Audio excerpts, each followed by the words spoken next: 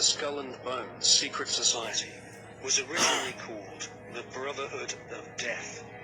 George Bush Jr., his father George H.W. Bush, and his grandfather Prescott Bush have all been initiated into this macabre fraternity, which was established in 1832 at Yale University by William Huntington Russell, whose family were America's biggest opium smugglers. William Huntington Russell had traveled in Germany during his student years and was befriended by a disciple of Adam Weishaupt's Bavarian Illuminati. Upon returning to the USA in the early 1800s, Russell used some of his family's opium wealth to fund the building of the tomb at Yale University.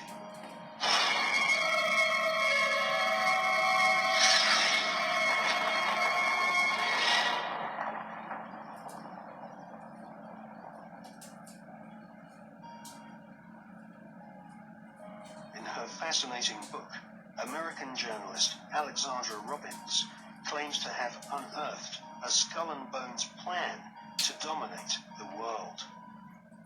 One can't help recognizing the fact that in the 170 years since the formation of the Skull and Bones Society, it has members in the most influential jobs all over the world. New initiates seem to fall effortlessly into high-paid jobs within banks, media organizations, government agencies, and huge corporations which earn vast profits from government defense contracts. The Skull and Bones Brotherhood of Death recruits members from America's billionaire aristocracy. Multiple generations of the Bush family have taken part in 6 satanically inspired rituals, along with members of wealthy families who are behind some of America's most famous brand names. Based on the rituals of the German Bavarian Illuminati, the Skull and Bones have approximately 900 members worldwide. The new initiates are threatened with blackmail if they ever reveal the secrets of this Masonic order. At this point, they are dressed in long robes and rechristened with their occult names.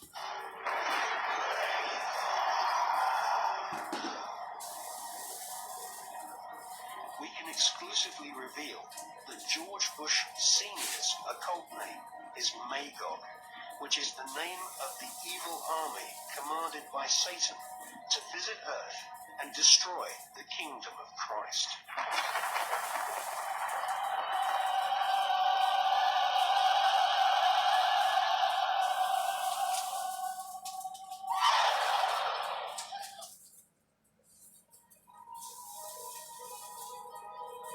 The American Ivy League colleges each have their own branches of the Skull and Bones Brotherhood of Death, indoctrinating the children of America's elite families who go on to become the captains of industry, banking, law, military, and the media. Every April, they roam the grounds of one of the country's most prestigious universities. 35 years ago or so, you might have seen one of them, known among his secretive friends as Temporary.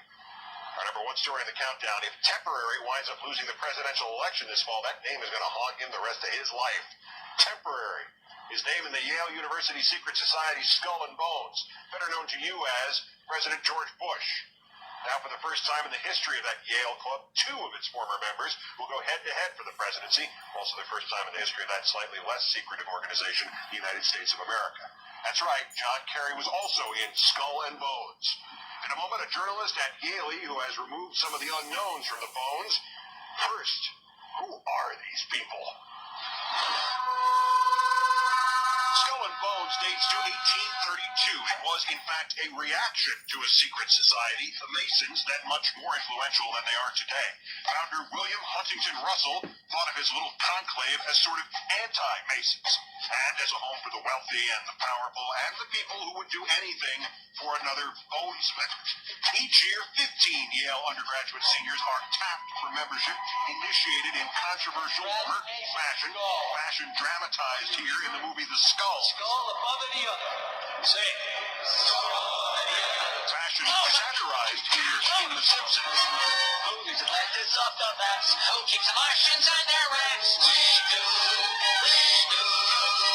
Members of Skull and Bones, that is, not of the Stonecutters, gather on High Street in the Yale campus at The Tomb.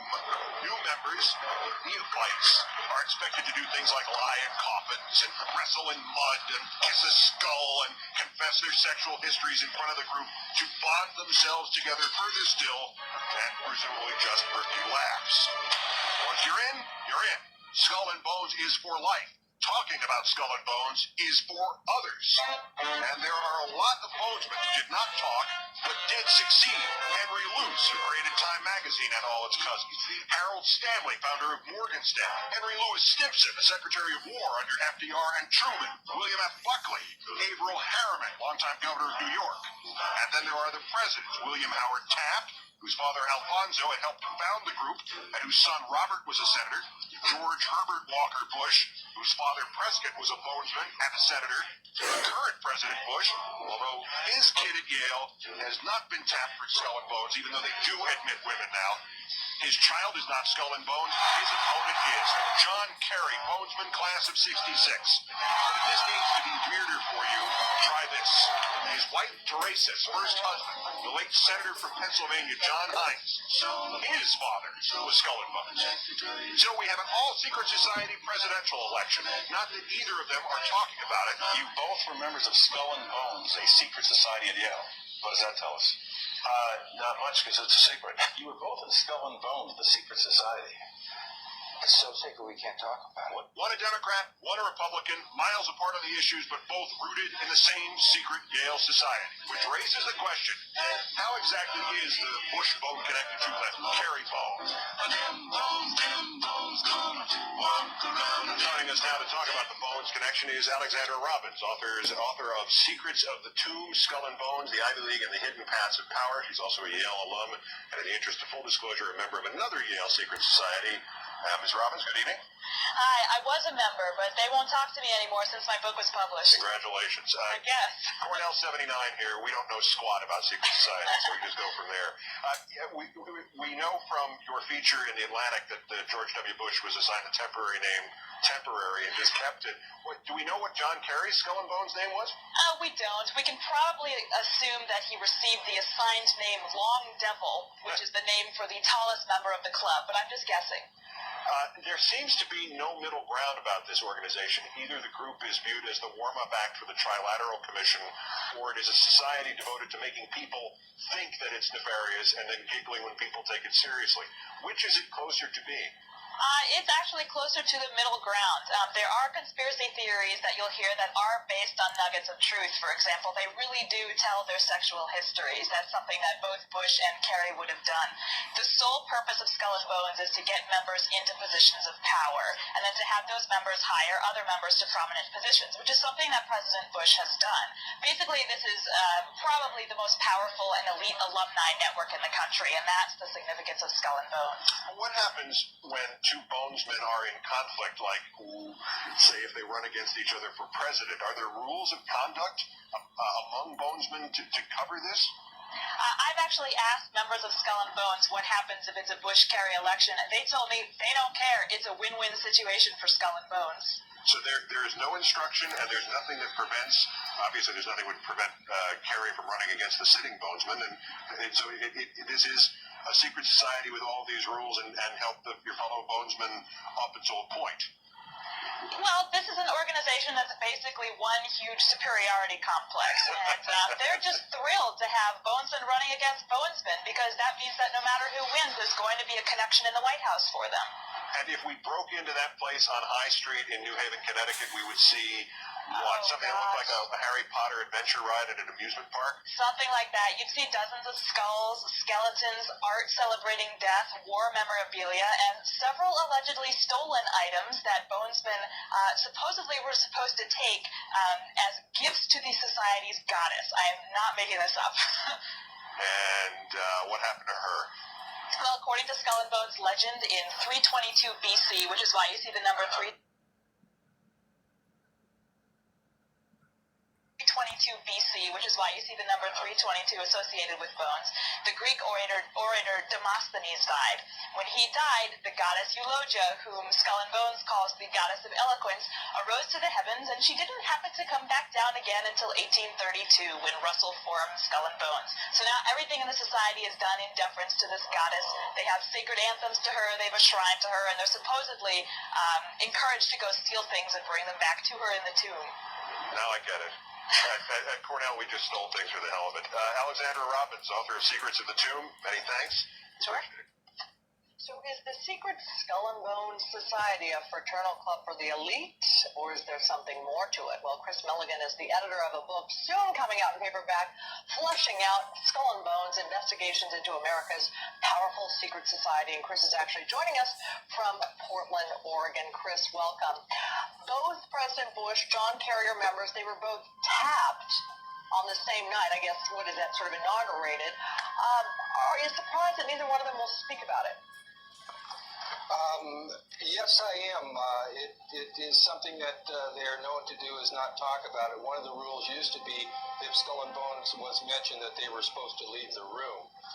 And I find it very concerning for the American public. Where does their allegiance lie? Does it lie to this little secret society or to our republic? And this is almost out of a novel that, the president and his rival for the White House both were tapped on the same night. The club is so shrouded in secrecy. Tell us a little bit about it. Does it admit women, minorities? Yes, it started admitting women in 1991, and actually they got tapped on different nights. John Kerry is a member in 65, and George Bush was a member in 68. Oh, it's got both of them seemed to rely upon the group for, John Kerry married two ladies who are relatives to Bones, and then also George Bush went to Bones a lot of times when he needed money for his business associates, and then he has appointed 10 members of Skull and Bones into his cabinet and has another one as a nominee. Joe, what are the common denominators of the members? Wealthy? Well, when you look at it at a sociological standpoint, a secret society is a lot like an onion or a pyramid. You have a lot of members on the outside. That guy looks funny. Or at the bottom in Masonic circles, they call them porch brethren. And then you have an administrative cadre, and then you have a core group. The core group seems to be all related. The basic family group at Skull and Bones is the Whitney and the Cabot family. Well, let's take a look at some of the illustrious members. If my producer can put up this list. Like Henry Luce, for instance, was one of the members. He was known to hire a lot of members. William F. Buckley Jr., Averill Harriman, James Whitmore.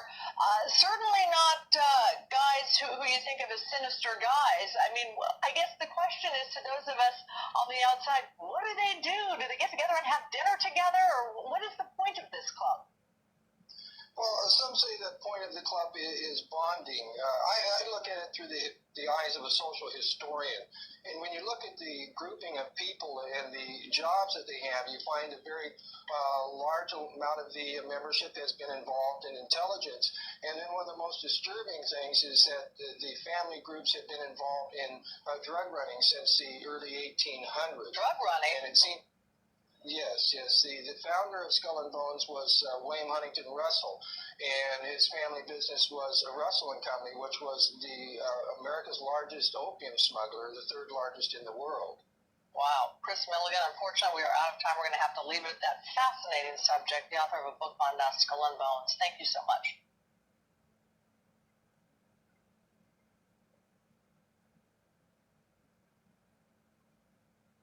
Chief as part of a team that successfully recorded part of the initiation ceremony that takes place in the tomb's courtyard. Okay, you have the doorway here. Yeah. Okay, then to the right you have a hedge, and then you have an evergreen tree. If you follow that line straight back, courtyard's in there.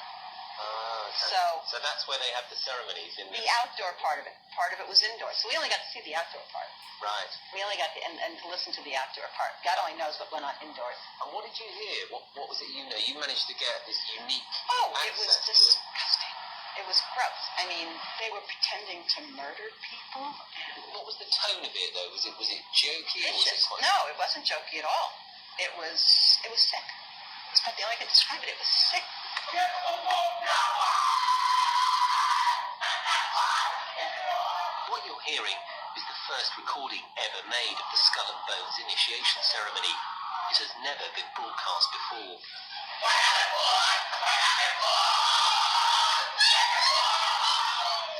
new members of the club are being introduced into the macabre rituals of Skull and Bones by the senior students who are about to graduate.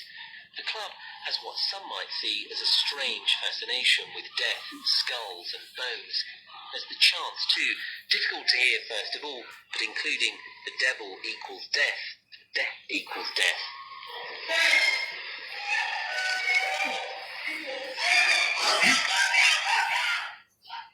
You both were members of Skull and Bones, a secret society at Yale. What does that tell us? Not much, because it's a secret.